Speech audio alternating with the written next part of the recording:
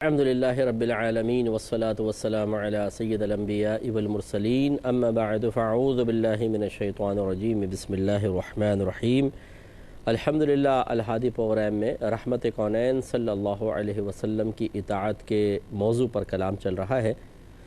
رحمت کونین صلی اللہ علیہ وسلم کی کامل اطاعت آپ کے احکامات کو جانے بغیر اور پھر ان پر ان کے تقاضے کے مطابق عمل پیرا ہوئے بغیر کبھی بھی حاصل نہیں ہو سکتی ہے۔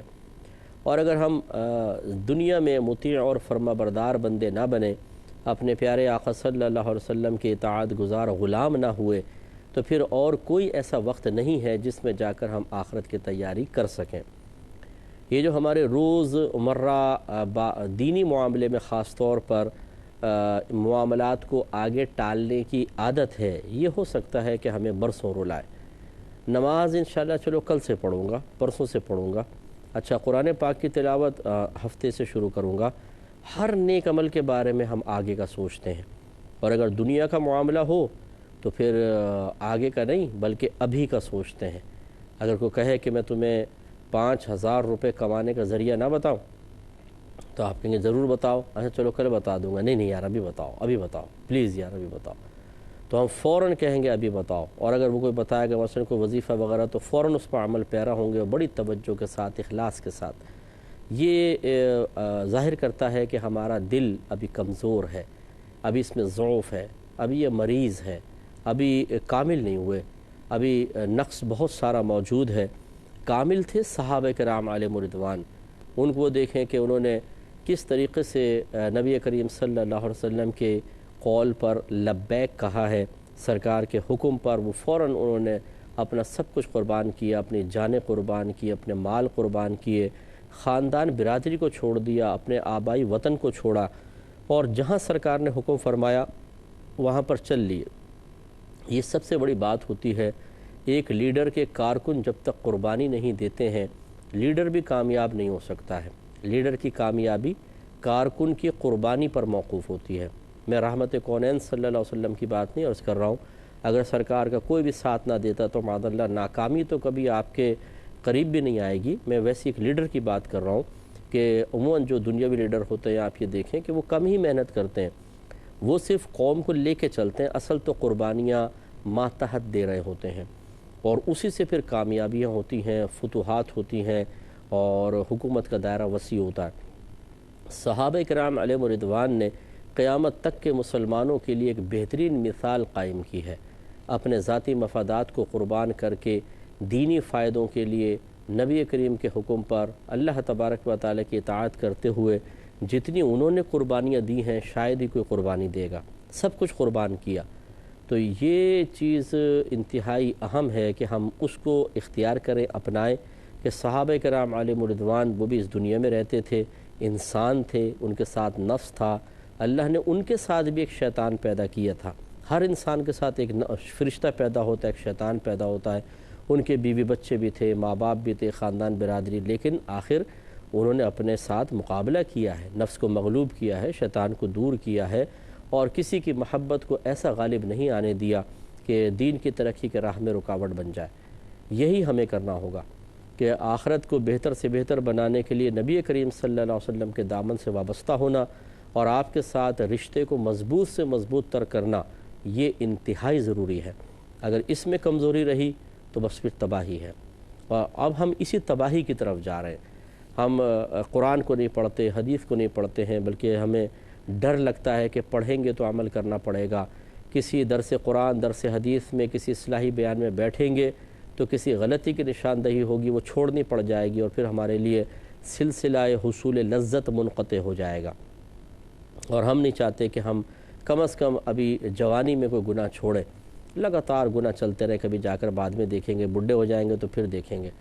اور ایسے لوگ بڑھاپے میں جا کے بھی شرارتوں سے باز نہیں آتے ہیں، وہاں پر پھر کون سا ایسا جادو کی چھڑی ہاتھ میں آئے گی۔ اور بالفرض چلو اگر اللہ نے توفیق دے بھی دی، بڑھاپے میں جا کے انسان گناہ سے بچ گیا تو کیا کمال کیا؟ اصل کمال تو جب حالت جوانی میں، جب نفس جوش میں ہو، شیطان کے لیے بہکانا آسان ہو، اور امنگیں، جذبات، فیلنگز انسان کی بہت اسٹرانگ ہو، اور اس وقت انسان تمام چیزوں پر قابو پا کر صرف اور صرف اللہ تعالیٰ اور اس کے رسول کی بات مانے۔ کمال تو یہ ہے، مردانگی تو اس کو کہتے ہیں، بہادری اسی کا نام ہے۔ جو ہمارے اولیاء کرام کہا کرتے تھے کہ یہ مرد ہے، تو مرد سے مراد وہ جنس کے اعتبار سے نہیں کہ یہ جنس عورت ہے، یہ جنس مرد ہے، بلکہ وہ مرد اس کو کہتے تھے جو شیطان کو پچھاڑ دیتا تھا اور نفس پہ غالب آ جاتا تھا، وہ کہتے تھے یہ ہے مرد۔ اور ہمارے ہاں اس طرح کے مردوں کی کمی ہے، مطلب اکثر نفس و شیطان ہم پہ غالب آ جاتا۔ ایک حدیث سے مزید آپ کی خدمت میں عرض کرتا ہوں، کافی چیزیں اس میں ذکر کی ہیں جو شرعی احکام ہیں اور ان کو ہمیں اپنانا چاہیے۔ حضرت ابو ہریرہ رضی اللہ تعالیٰ عنہ سے روایت ہے، رسول اللہ صلی اللہ علیہ وسلم نے ارشاد فرمایا کہ تم بدگمانی سے بچو، کیونکہ بدگمانی سب سے بڑا جھوٹ ہے، اور عیبوں کی ٹوہ مت لگاؤ، اور جاسوسی نہ کرو، اور دوسرے کا حق غصب نہ کرو، اور اس کے لیے کوشش بھی نہ کرو، نہ ایک دوسرے سے حسد کرو، نہ باہم بغض رکھو، نہ ایک دوسرے کو پیٹھ دکھاؤ، اور اے اللہ کے بندو تم بھائی بھائی ہو جاؤ جیسے اس نے تمہیں حکم دیا ہے۔ مسلمان کا بھائی ہے، وہ نہ اس پر ظلم کرتا ہے، نہ اسے بے یار و مددگار چھوڑتا ہے، نہ اسے حقیر سمجھتا ہے۔ پھر سرکار نے اپنے سینے کی طرف اشارہ کر کے فرمایا تقویٰ تو یہاں ہے، تقویٰ یہاں ہے۔ پھر فرمایا آدمی کے برے ہونے کے لیے یہی کافی ہے کہ وہ اپنے مسلمان بھائی کو نگاہ حقارت سے دیکھے۔ ہر مسلمان کا دوسرے مسلمان پر اس کا خون، اس کی عزت اور اس کا مال حرام ہے۔ بے شک اللہ عز و جل تمہارے جسموں کو دیکھتا ہے اور نہ تمہاری صورتوں کو، یعنی نہ جسم اس کے پیش نظر ہے نہ تمہاری صورتیں ہیں، وہ تو تمہارے قلوب اور تمہارے اعمال کو دیکھتا ہے۔ تو غور فرمائیں کہ اس میں بہت ساری چیزیں سرکار نے ذکر فرمائیں، ہم پہلے بھی ان میں سے کچھ چیزوں پر کلام کر چکے ہیں، حصول برکت کے لیے مزید ایک دفعہ میں عرض کر دیتا ہوں۔ پہلا سرکار نے فرمایا کہ تم بدگمانی سے بچو، کیونکہ بدگمانی سب سے بڑا جھوٹ ہے۔ بدگمانی کا مطلب یہ ہوتا ہے کہ ہم دوسرے کے بارے میں ایک اندازہ لگاتے ہیں، اور وہ اچھا نہیں ہوتا، برائی کا ہوتا ہے۔ مثلا ایک تو ہے نا کہ یہ بہت اچھا آدمی ہے، میں اندازہ کرنے کی کوشش کر رہا ہوں، سخی ہے وغیرہ، یہ تو کوئی بری بات نہیں، اس کو حسن ظن کہتے ہیں، یہ اچھا ہے۔ اور نبی کریم صلی اللہ علیہ وسلم نے فرمایا کہ ظن المؤمنین خیرا، مسلمانوں سے اچھا گمان کرو۔ بدگمانی ہوتی ہے برا گمان، جیسے اب مثال کے طور پہ کوئی ہمارے سامنے کوئی بات بول رہا ہے اور ہم دل میں ہمارے ایک دن میں خیال آیا یہ جھوٹ بول رہا ہے، مجھے گولی دے رہا ہے۔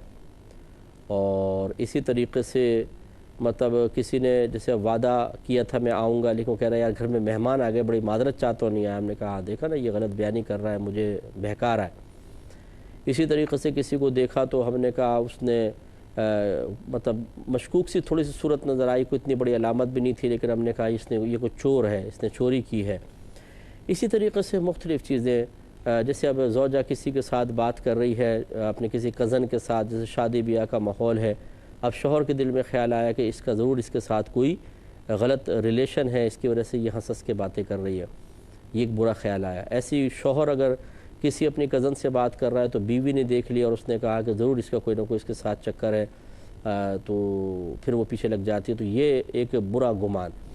تو یہ بدگمانی جو ہوتی ہے، یہ نبی کریم صلی اللہ علیہ وسلم فرما رہے ہیں کہ بدگمانی سے بچو، کیونکہ بدگمانی سب سے بڑا جھوٹ ہے، کیونکہ یہ خیال ہے جو شیطان کی طرف سے اکثر ڈالا جاتا ہے۔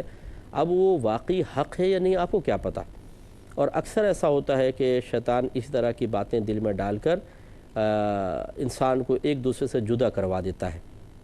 دوست سے جدا ہو جاتے ہیں، میاں بیوی جدا ہو جاتے ہیں، بچے ماں باپ سے بدظن کر دیے جاتے ہیں، ماں باپ کو اولاد سے دور کر دیا جاتا ہے، اور یہ آپ معاشرے کا حصہ ہے۔ آپ دیکھتے ہیں اپنے خاندان میں دیکھ لیں کس طرح بدگمانی کی وجہ سے انسان ایک دوسرے سے دور ہوتا ہے۔ اور ہمارے یہاں اکثر ایسا ہوتا ہے کہ ہم کبھی بھی صاحب معاملہ سے رجوع نہیں کرتے جس کے ساتھ معاملہ ہے، بلکہ ہم دوسروں کی باتوں پر اعتماد کر کے اس کے لیے کوئی فیصلہ کرتے ہیں۔ ہونا یہ چاہیے کہ اگر کسی نے کوئی دل میں بدگمانی پیدا ہوئی یا ڈالی گئی کہ فلاں جھوٹ بول رہا ہے، فلاں آپ کے خلاف ہے وغیرہ وغیرہ، تو ہم اس سے کیوں نہیں مل کے بیٹھ جاتے؟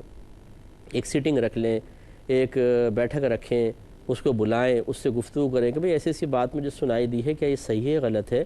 اور سامنے والے کو بھی چاہیے ایک دم سیخ پا نہ ہو جائے کہ آپ میرے بارے میں ایسا گمان کر رہے ہیں، نہیں، وہ کہہ کہ اگر اچھی ایسی بات ہے میں وضاحت کر دیتا ہوں۔ تو اس سے کیا ہوتا ہے، بات کلیئر ہو جاتی ہے۔ لیکن ہم اکثر صاحب معاملہ سے رجوع نہیں کرتے ہیں، دل میں بغض اور کینہ بٹھا لیتے ہیں، اور یہ نتیجہ کس کا ہوتا ہے؟ بدگمانی کا، اور اس سے علیحدگی اختیار کر لیتے ہیں۔ بعض اوقات تو ایسا بھی ہوا ہے کہ کئی سالوں بعد یہ راز منکشف ہوا کہ جو ہم نے گمان کیا تھا وہ غلط تھا، پھر شرمندہ ہوتے ہیں، پھر معافیاں مانگ رہے ہیں۔ ویسے خاندان میں بڑے ہیں، بڑے سمجھدار بنتے ہیں، ارے تمہیں نہیں پتہ ہم نے دھوپ میں بال سفید نہیں کیے ہیں، پھر کہاں کیے ہیں بھائی یہ بتائیں؟ تو دھوپ میں بال سفید نہیں کیے اور پھر 10 سال بعد کہنا ہم سے غلطی ہو گئی، اس کا مطلب یہ ہے کہ واقعی کچھ بال دھوپ میں ہی سفید ہوئے تھے۔ تو یعنی پتہ نہیں کیا بعض لوگ سمجھتے ہیں کہ ہم اگر خاندان کے بڑے ہیں تو ہماری سوچ بھی بڑی ہے۔ بڑا وہ ہوگا جو اللہ تعالیٰ اس کے رسول کی تعلیم کو حاصل کر کے اس کے تقاضے کے مطابق عمل کر رہا ہو، اپنی فیلنگز کو کنٹرول کرتا ہو، اپنے جذبات کو شریعت کے تابع رکھتا ہو، اپنے فیصلے بالکل شریعت کے آئینے کے اندر اچھی طرح دیکھنے کے بعد کرتا ہو، وہ ہے پھر سمجھدار اور زیرک آدمی، کہ اس کے فیصلے غلط نہیں ہوتے کیونکہ اللہ تعالیٰ اس کے رسول سے رہنمائی حاصل کر رہا ہے۔ بہرحال تو اس میں ایک تفصیل جو پہلے عرض کی تھی دوبارہ یاد دہانی کے لیے کر دیتا ہوں کہ اگر کوئی ایسا شخص ہے جو نہ کوئی خطا اعلانیہ کرتا ہے نہ گناہ کرتا ہے، اس نے کبھی آپ کے سامنے جھوٹ نہیں بولا اور نیک آدمی ہے، ظاہر بھی اس کا باشرع ہے، اور کوئی اس نے ایسے آپ کے سامنے خطا گناہ نہیں کیے ہیں، ایسے مسلمان سے بدگمانی کرنا حرام ہے۔ وجہ اس کی یہ ہے کہ آپ کیوں بدگمانی کر رہے ہیں؟ مثال کے طور پہ ایک نیک پرہیزگار آدمی ہے، وہ کہتا ہے کہ آپ نے کہا جی آپ کل آئے نہیں، میں نے آپ کو تقریب میں بلایا تھا، اس نے کہا میں بڑی معذرت چاہتا ہوں، طبیعت خراب ہو گئی تھی۔ اب آپ کے دل میں کیوں اس کے بارے میں خیال آ رہا ہے کہ نہیں یہ جھوٹ بول رہا ہے؟ کیا آپ نے پہلے کوئی اس کی علامت دیکھی ہے؟ کیا اس نے پہلے کہیں جھوٹ بولا آپ کے ساتھ؟ نہیں۔ تو اب بغیر کسی وجہ کے خواہ اس کے بارے میں منفی بات دل میں بٹھا لینا یہ گناہ ہے۔ تو یہ ایک تو ایسا ہوتا ہے۔ دوسرا یہ ہوتا ہے کہ ایک شخص ظاہر اس کا باشرع نہیں ہے، داڑھی وغیرہ نہیں ہے، پینٹ شرٹ پہنتا ہے، یا کوئی خاتونیں بے پردہ رہتی ہیں، لیکن آپ کے سامنے کبھی انہوں نے کوئی ایسا نہیں ہوا کہ جھوٹ بولا ہو، کوئی غلط بیانی کی ہو۔ اب اگر آپ نے ان سے کہا کہ آپ نے ایسا کیا اور انہوں نے کہا نہیں، اور آپ کے دل میں خیال آیا کہ جھوٹ بول رہی ہے، یہ بھی غلط ہے، کیونکہ یہاں پر کوئی قرینہ نہیں ہے۔ ان کا بے عمل ہونا یہ لازم نہیں کرتا کہ وہ آدمی جھوٹ بھی بولے گا۔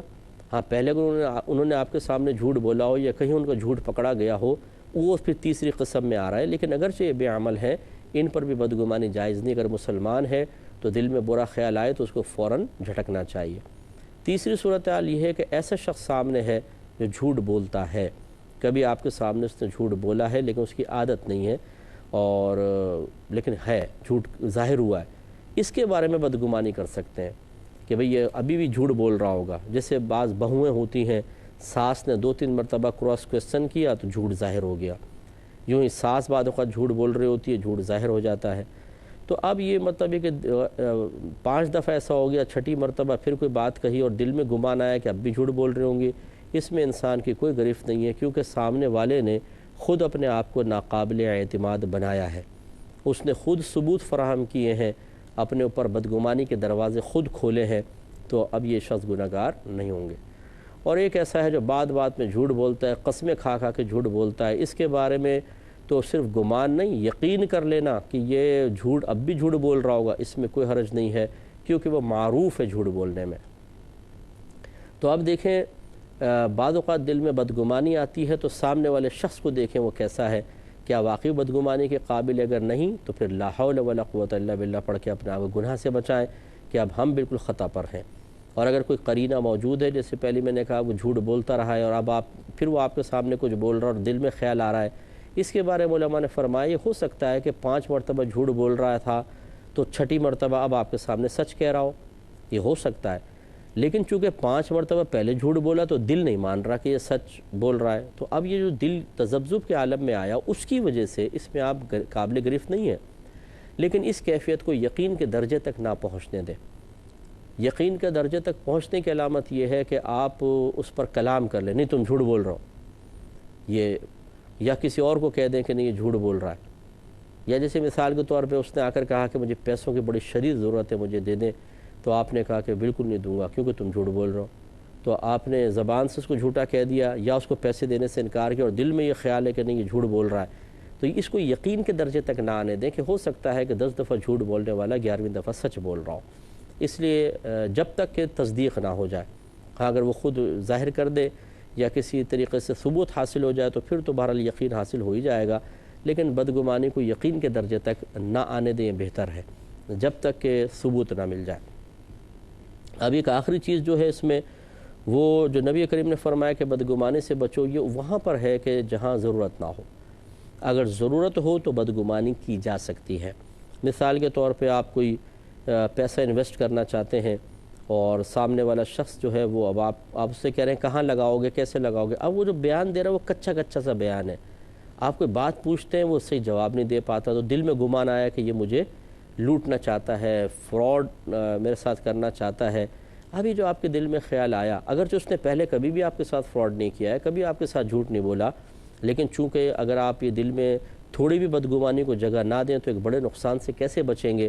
تو یہاں علماء نے فرمایا کہ اس کو بھی یقین کے درجے تک نہ آنے دیں، لیکن اس کو خیال کو دل میں اگر آپ نے روک لیا کہ نہیں یہ شاید مجھ سے غلط بیانی کر رہا ہو، اور اس کو بنیاد بنا کر آپ نے اس کو پیسہ انویسٹ کرنے سے منع کر دیا ہے، تو اس کی گنجائش نکلتی ہے. کیونکہ یہاں حقیقتاً مسلمان بھائی کو برا سمجھنا مقصود نہیں، اپنے آپ کو نقصان سے بچانے کا قصد و ارادہ ہے. اسی طریقے سے ماں باپ کو کہ اپنی اولاد کے ساتھ بدگمان ہونا، کیونکہ تاکہ اصلاح ہو شرعاً جائز ہے.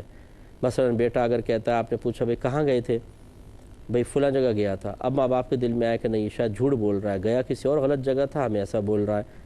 حالانکہ اس سے پہلے بچہ کہیں سے غلط جگہ گیا نہیں، لیکن بدگمانی کو جگہ دیں گے تو بچے کی اصلاح ہوگی اور اس پہ گہری نگاہ رکھی جائے گی. بعض اوقات ماں باپ نہیں ہمارا بچہ ایسا نہیں کرتا، ہمارا بچہ بڑا نیک ہے. گلی میں جا کر تو دیکھیں گلی کے نکڑ پہ وہ کتنی نیکیاں کرتا ہے کھڑے ہو کر یہ نہیں دیکھیں گی وہ ہمارا بچہ نیک ہے، وہ بچہ کارنامے کرتا رہتا ہے. تو جب بدگمانی کو جگہ نہ دی جائے اور حسن ظنی اولاد کے ساتھ قائم کر لیا جائے، یہ بھی اولاد کو بگاڑ دیتا ہے. اسی طرح اور بھی اسی کچھ جوازی صورتیں انشاءاللہ میں عرض کروں گا نیکسٹ پروگرام میں. وآخر دعوانا ان الحمد للہ رب العالمین.